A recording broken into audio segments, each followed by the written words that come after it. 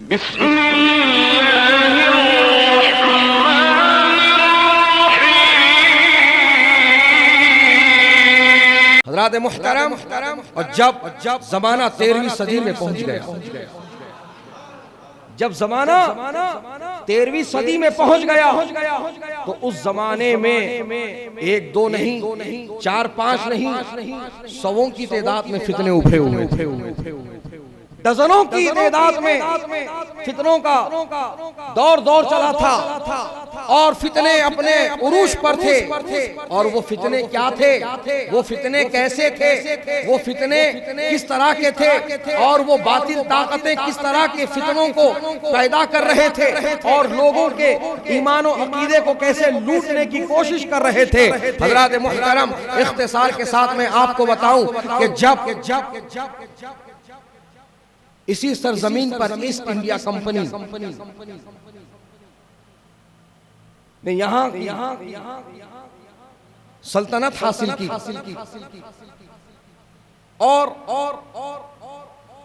جب انہیں پوری طرح سے کھدیڑا گیا اور اس ملک کو چھوڑنے پر انہیں جب مجبور کیا گیا، تو وہ جانے سے پہلے مسلمانوں کی طاقت کو توڑنے کا انتظام کر گئے، کیونکہ انہیں یہ خبر بہت پہلے مل چکی تھی، یہ بات ان کو بہت پہلے سے پتا تھی کہ مسلمان جب تک متحد رہے ہیں دنیا میں انقلاب آیا۔ مسلمانوں میں وہ طاقت ہے، جب مسلمان اتحاد کے ساتھ رہتے ہیں، اتفاق کے ساتھ رہتے ہیں، تو اس اتفاق و اتحاد والی قوم مسلم سے کوئی طاقت نہیں ٹکرا سکتی، اور یہ طاقت جب تک نہیں ٹوٹتی اس قوم کو ہم کسی طرح سے ہلا نہیں سکتے۔ جب اس بات کا انہوں نے پوری طرح سے جائزہ حاصل کر لیا تو انہوں نے ایسا انتظام کیا کہ ٹوپی پہننے والے، داڑھی رکھنے والے، مسواک کی کاڑی گھسنے والے، لمبا جبہ اور اونچا پیجامہ پہننے والوں کا انتخاب کیا۔ کس کام کے لیے؟ بد مذہبی کو پھیلانے کے لیے۔ کیسی بد مذہبی کہ قرآن کو نہیں بدلا جا سکتا، کیونکہ اللہ تعالیٰ نے اس کی حفاظت کا ذمہ اپنے دست قدرت میں رکھا، لیکن قرآن کے ترجموں کو بدلا جا سکتا، حدیث کو نہیں بدلا جا سکتا، لیکن حدیث کے مفاہیم و تراجم کو بدلا جا سکتا۔ ان کا جو علمی وقار لوگوں میں ہے اس کا غلط استعمال کیا جا سکتا ہے، اثر و رسوخ جو ان کا لوگوں میں ہے اس کا غلط استعمال کیا جا سکتا ہے، اور اسی ناپاک مقصد کے تحت انہوں نے ایک منظم سازش رچی، اور ہمارے ہی کچھ مولویوں کو انہوں نے پیسہ دے کر ان کے ایمان کو خریدا اور ان کے ذریعے سے فتنہ مچانا شروع کیا۔ نئی کتابیں، نئی حدیثیں، نئی جو ہے باتیں عوام الناس کے سامنے آنے لگی۔ وہ کیا کہ کوئی کہتا ہے یا رسول اللہ نہ کہو، صرف اور صرف یا اللہ کہو، یا کا لفظ اللہ کے علاوہ کسی اور کے لیے استعمال نہ کرو، صرف یا اللہ کہو، یا اللہ، یا رسول اللہ نہیں کہنا چاہیے۔ ایسا کہنے سے شرک ہوگا، یہ تعلیم دی جا رہی ہے۔ کوئی کہہ رہا تھا نبی مر کر مٹی میں مل چکے، کہہ دو معاذ اللہ، ان کا وجود ختم ہو چکا، اب تو ان کی ہڈیاں بھی گل سڑ گئی ہوں گی، خبر معاذ اللہ، استغفر اللہ، نقل کفر نباشا۔ حضرات محترم، تو کوئی کہہ رہا تھا جس کا نام محمد یا علی ہے وہ کسی چیز کا مختار نہیں، اللہ کے نزدیک، اللہ کے سامنے کوئی مخلوق ہو چمار سے زیادہ ذلیل ہے، اس میں نبی بھی آ گئے، رسول بھی آ گئے، شہید بھی آ گئے، صدیق بھی آ گئے، ولی بھی آ گئے، غوث بھی آ گئے، قطب بھی آ گئے، سب آ گئے۔ چمار سے زیادہ، یعنی چمار کو تو بھی کچھ عزت حاصل ہے۔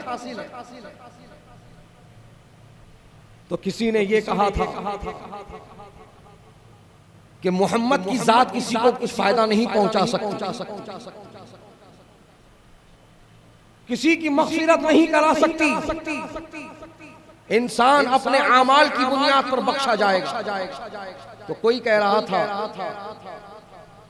کہ نبی کی عمر 63 برس ہوئی، اگر ان کا امتی 75 برس، 80 برس، 85 برس، 90 برس اگر جیتا ہے اور وہ عبادت میں اپنی زندگی گزارتا ہے تو اس کی عبادت نبی کے برابر یا بسا اوقات نبی سے بڑھ جاتی ہے۔ نبی کی عبادت سے امتی کی عبادت بڑھ جاتی ہے۔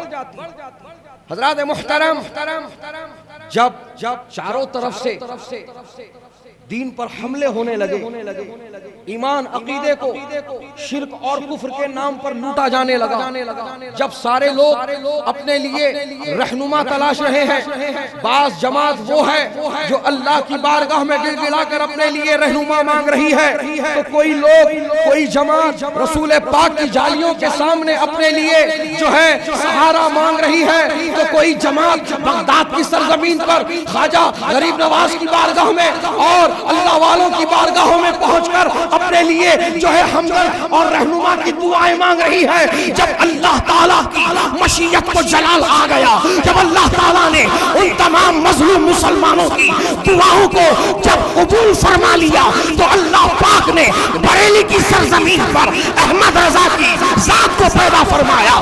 یہ وہ احمد رضا کی ذات ہے کہ جس کے تعلق سے تمام علماء کا کہنا ہے کہ احمد رضا صرف کسی مدرسے کے مدرس کا نام نہیں، مسجد کے خطیب کا نام نہیں، کسی ادارے کے معلم کا نام نہیں، احمد رضا کی ذات وہ ذات ہے کہ آپ غور کرو گے تو پتہ چلے گا کہ اللہ کی نشانیوں میں سے ایک نشانی امام احمد رضا ہے، رسول کے معجزوں میں سے ایک معجزے کا نام امام احمد رضا ہے۔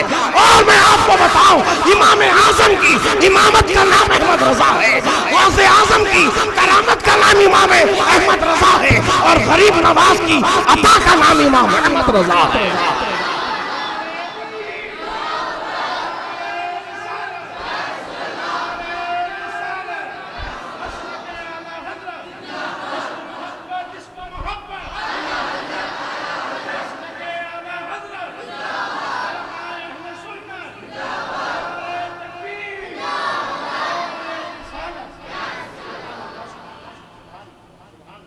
حضرات محترم،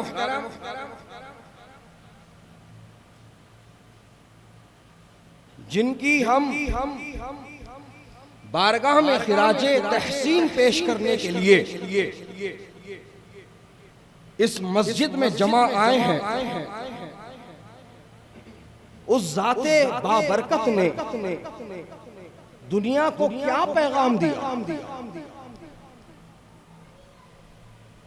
ان کی شان تو بہت اعلیٰ و رفع ہے، اتنی اعلیٰ ہے کہ زمانہ ان کو اعلیٰ حضرت کہتا ہے۔ کیا کہتا ہے؟ اعلیٰ حضرت۔ حضرت سیدنا وارث پاک رضی اللہ تعالی عنہ نے اس لقب سے آپ کو ملقب کیا۔ کیوں؟ کیونکہ جو آپ کے زمانے میں بڑے بڑے فتنے اور مسائل اٹھے تھے، جب دوسرے علماء اس کا جواب نہ دے پائے اور اس کا خاطر خواہ نتیجہ نہیں نکلا، اور وہی مسئلہ گھومتا جب اعلیٰ حضرت کی بارگاہ میں پہنچا تو اعلیٰ حضرت نے قرآن و حدیث کی دلائل کے انبار لگا دیے کہ ان کا میں مزاج بتاؤں آپ کو کہ وہ کتنی متحقق بات کیا کرتے تھے۔ الل ٹپو نہیں، ہماری طبیعت میں آیا، ہماری مرضی میں آیا، ہم نے لکھ دیا، آگے کا نتیجہ آگے دیکھا جائے گا۔ نہیں، بلکہ میں آپ کو بتاؤں آپ کا قلم اتنا محتاط تھا کہ علماء فرماتے ہیں کہ آپ کی تحریر ہمارے لیے سند ہے، آپ کی تحریر ہمارے لیے سند ہے۔ اور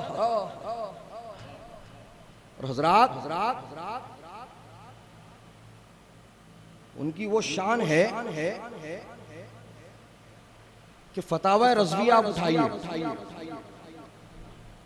فتاوی رضویہ میں بعض مسائل وہ ہیں جن کو آپ نے جواب دینے کے بعد حوالے کے طور پر 70 کتابوں کا نام پیش کیا۔ کتنی کتابوں کا؟ 70 کتابوں کا نام پیش کیا کہ یہ جو جواب میں نے دیا ہے، یہ جو میں نے یہاں پر جو جواب لایا ہے، یہ صرف اور صرف اس کتاب میں نہیں ہے، اس میں بھی ہے، اس میں ہی نہیں، اس میں بھی ہے، اس میں نہیں، اس میں بھی ہے۔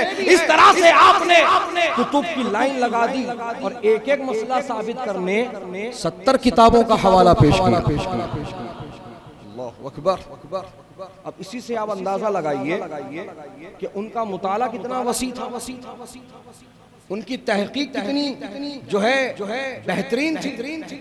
مصطفیٰ جان رحمت پہ لاکھوں سلام، شمع بز میں ہدایت پہ لاکھوں سلام۔